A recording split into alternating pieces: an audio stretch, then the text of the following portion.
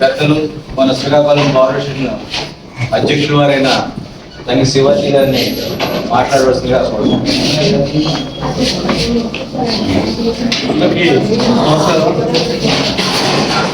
నేను Srikakulam society prepare చేసేటప్పుడు విజయనగరంలో నగర్ పిపి చేశారు, శ్రీకాకుళం కూడా పిపి చేశారు. మేమంతా కలిపి ఒంగోలు ట్రైనింగ్ అక్కడి నుండి కూడా మేము చాలా రోజులు మోగుతుంటాం. ఆ విషయంలో అయితే మన బార్లో నిద్రేస్తుండడం వలన మేము డైరెక్ట్ ఎవరికి మోటివ్ చేయడానికి అవకాశం లేకుండా పోతుంది. ఎందుకంటే బార్ వాళ్ళు కాదని బయట వాళ్ళు మీరు ఎంకరేజ్ చేస్తారని ఒక ఆలోచన. కానీ నాకు తెలియకుండా తర్వాత చూసుకుంటూ మీ అందరినీ ఇక్కడ గ్యాదర్ చేసి అన్న నేను మా కుర్రాళ్ళందరినీ గ్యాదర్ చేస్తాను, రమ్మంటే కంపల్సరీ వచ్చాను. మీరు అందరూ కలిపి అతనికి సహసహకారం మనస్ఫూర్తిగా సహసహకారం అందించాలి మనస్ఫూర్తిగా కోరుకుంటున్నాను. అతను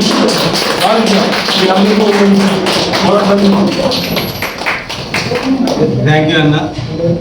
సోదరులారా పొజిషన్ గుర్తుపెట్టుకోండి. ఎందుకంటే శివాజీ గారు అయితే నేనే కానీ సుమారు 40 సంవత్సరాల నుంచి ప్రాక్టీస్ చేస్తున్నాను. మరి 40 సంవత్సరాలు నా ప్రాక్టీస్లో రెగ్యులర్ ప్రాక్టీస్కి వచ్చే అడ్వకేట్స్ ఎవరో సరదాగా ఏదో ఎలక్షన్ కోసం వచ్చో ఎలక్షన్ కోసం నిలిపే వ్యక్తులు కాదు. కాబట్టి ప్రతి న్యాయవాది తాలూకా సమస్య నాకు తెలుసు. ఒకటి వెల్ఫేర్ ఒక్కటే కాదు, వర్కింగ్ కండిషన్స్ కూడా మనకు మారాలనేది అయితే మా తాలూకు మెయిన్ ఆలోచన. ఎందుకంటే మీరు ఈరోజు చూస్తున్నారు లోకాదాలత్ అని చెప్తున్నారు, అక్కడ సీసీలో అడ్వకేట్ సంతకం ఉన్నా లేకపోయినా అవి సంతకం పెట్టేస్తారు పోలీసులు. మనకి డబ్బులు అందాయా, మన ఫీజు వచ్చిందా లేదా అడిగే నాదులు లేదు. అలాగే మనకి ఏమైనా వాష్రూమ్స్ కరెక్ట్గా ఉన్నాయా లేదని చెప్పే నాదులు లేదు. అలాగే పోనీ ఏదైనా జడ్జి గారు కొద్దిగా ఎక్కువగా మాట్లాడుతున్నారు, అనవసరంగా ఇన్సల్ట్ చేస్తున్నారని ఎవరైనా చెప్పుకున్నా మనకు చెప్పుకుంటే వినే నాదులు లేదు. హైకోర్టులో విజిలెన్స్ అనే ఒక డిపార్ట్మెంట్ ఉంది, కానీ నా 40 సంవత్సరాల ఒక్కసారి కూడా విజిలెన్స్ డిపార్ట్మెంట్ వచ్చి వర్క్ చేసిందని పాపాన్ని పోలేదు.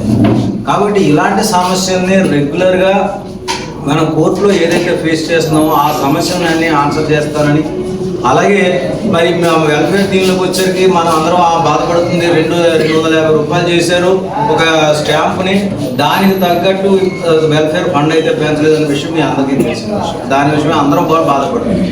అన్నిటికన్నా ఘోరం ఏంటంటే ఇన్సూరెన్స్. రాష్ట్రం మొత్తం మీద యాక్టివేట్ ఈరోజు ఏదైనా జరిగితే ఇన్సూరెన్స్ లేకుండా ఉన్న ఏకైక సంస్థ ఏదంటే మందే. ఈవెన్ లేబర్ యూనియన్స్ కూడా వాళ్ళు గ్రూప్ ఇన్సూరెన్స్ కట్టుకుంటున్నారు తప్ప మన యాక్టివేట్ ఇన్సూరెన్స్ లేదు. డబ్బులు కూడా కలెక్ట్ చేసి క్రిందటి బాధి అయితే మాత్రం మనం ఆ న్యాయవాదులకు అన్యాయం చేసిందనే చెప్పాలి. నేను స్టేట్ అంతా తిరుగుతున్నాను, ఎక్కడికి వెళ్ళినా ఒకటే చెప్తున్నారు. నాకైతే కొన్ని దగ్గరలో అయితే కూర్చోమని కూడా అనలేదు. మీరు ఎంతమంది ఎప్పుడైనా చేశారా బార్ కౌన్సిల్ అంటే చేయలేదంటే కూర్చోమన్నారు. ఎందుకంటే క్రితంసారి బాడీ చేసిన ఘోరం ఏంటంటే ఇన్సూరెన్స్ లేకుండా చేసింది, వెల్ఫేర్ లేకుండా చేసింది. వెల్ఫేర్ ఫండ్ 250 చేసిన తర్వాత 250 స్టాంప్ రిలీజ్ చేయలేదు. దాని మీద మనం 10 రూపాయలు ఎక్స్ట్రా అంటించాం. ఆ డబ్బులు రిటర్న్ ఇవ్వట్లేదు. అలాగే మనకి ఇప్పుడు వాళ్ళు పెంచింది కేవలం 4 లక్షలు పెంచారు. 4 లక్షలు 8 లక్షలే వస్తుంది. ఆ మ్యాచింగ్ గ్రాంట్ గవర్నమెంట్ వస్తున్నారో అదో పట్టించుకునే నాదులు లేవు. కాబట్టి ఇలాంటి విషయాల మీద ఒక రెగ్యులర్ ప్రాక్టీస్ చేసే న్యాయవాదిగా మీ వాయిస్ నేను అక్కడ వినిపించాలంటే మీరు నాకు మద్దతు ఇస్తే, మీ మద్దతుతో నేను వెళ్ళి మీ తాలూకా వాయిస్ వినిపించగలనని నా తాలూకా అభిప్రాయం. కాబట్టి పెద్దలు శివాజీ గారు వీళ్ళందరూ చెప్పిన విధంగా మీకోసం నేను ఎప్పుడు ఉంటాను. శివాజీ గారు నా మనస్తత్వం ఏంటో తెలుసు. ఎందుకంటే మేము కలిసింది కొద్ది రోజుల కిందట అయినా కూడా నా గురించి బాగా తెలుసుకున్నారు శివాజీ గారు. ఈ రోజుకి అన్నాన్ని పిలుస్తాను శివాజీ గారిని. కాబట్టి మీరు దయచేసి నాకు ఈ ఎలక్షన్లో నాకు అవకాశం ఇవ్వండి. మీ తాలూకు వాయిస్ నేను స్టేట్ బార్ కౌన్సిల్లో వినిపించి మీ సమస్యల కోసం పోరాడతారని అన్వయించుకుంటూ మీ అందరూ సెలవు తీసుకుంటాను.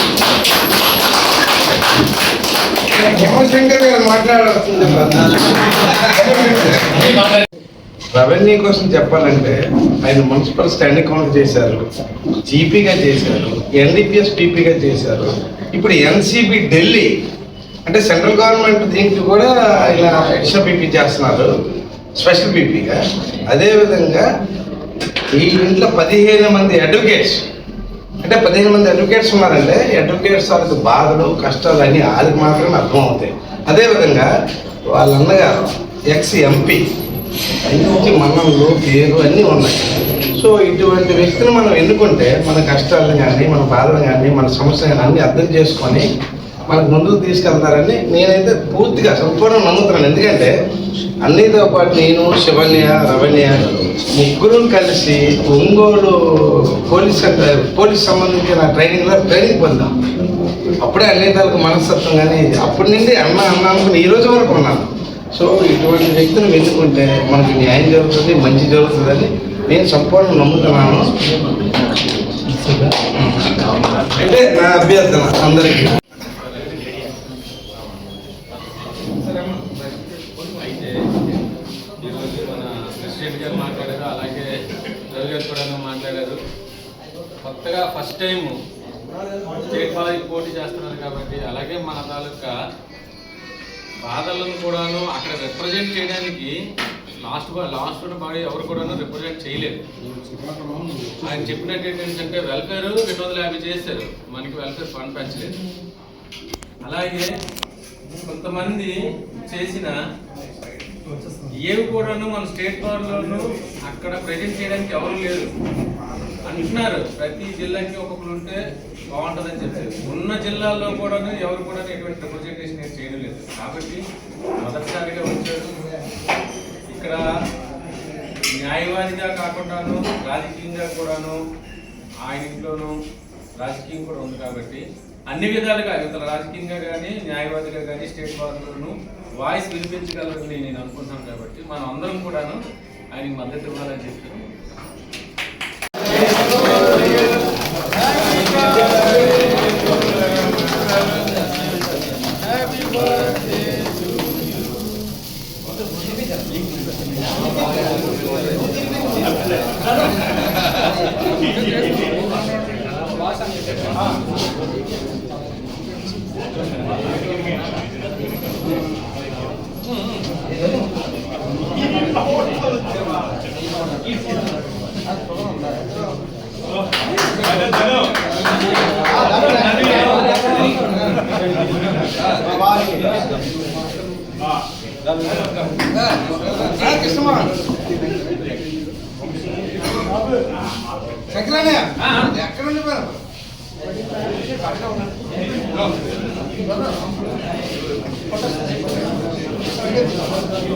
వస్తుంది